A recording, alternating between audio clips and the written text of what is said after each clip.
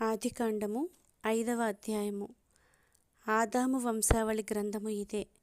దేవుడు ఆదామును సృజించిన దినమున దేవుని పోలికగా అతని చేసెను. మగవానిగాను ఆడుదానిగాను వారిని సృజించి, వారు సృజించబడిన దినమున వారిని ఆశీర్వదించి వారికి నరులని పేరు పెట్టెను. ఆదాము 130 ఏండ్లు బ్రతికి తన పోలికగా తన స్వరూపమున కుమారుని కని అతనికి షేతు అను పేరు పెట్టెను. షేతును కనిన తరువాత ఆదాము బ్రతికిన దినములు 800 ఏండ్లు. అతడు కుమారులను కుమార్తెలను కనెను. ఆదాము బ్రతికిన దినములన్నీయు 930 ఏండ్లు. అప్పుడతడు మృతి పొందెను. షేతు 105 ఏండ్లు బ్రతికి ఎనోషును కనెను.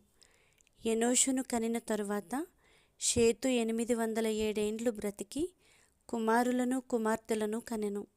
షేతు బ్రతికిన దినములన్నీయు 912 ఏండ్లు. అప్పుడతడు మృతి పొందెను. ఎనోషు 90 సంవత్సరములు బ్రతికి కేయినానును కనెను. కేయినానును కనిన తరువాత ఎనోషు 815 ఏండ్లు బ్రతికి కుమారులను కుమార్తెలను కనెను.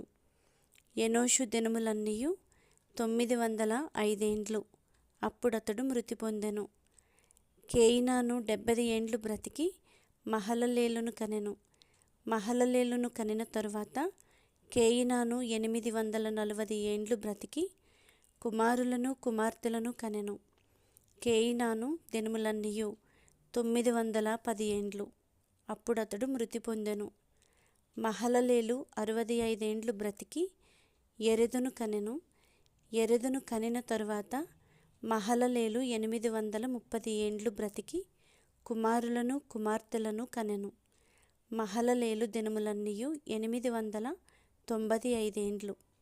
అప్పుడతడు మృతి పొందెను. యెరెదు 162 ఏండ్లు బ్రతికి హనోకును కనెను. హనోకును కనిన తరువాత యెరెదు 800 ఏండ్లు బ్రతికి కుమారులను కుమార్తెలను కనెను. యెరెదు దినములన్నీయు 962 ఏండ్లు.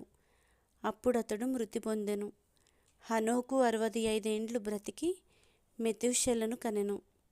హనోకు మెతూషెలను కనిన తరువాత 300 ఏండ్లు దేవునితో నడుచుచు కుమారులను కుమార్తెలను కనెను.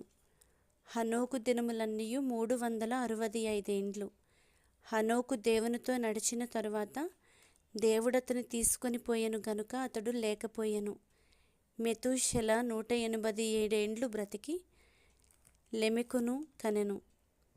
మెతూషెల లెమెకును కనిన తరువాత 782 ఏండ్లు బ్రతికి కుమారులను కుమార్తెలను కనెను. మెతూషెల దినములన్నీయు 969 ఏండ్లు. అప్పుడతడు మృతి పొందెను.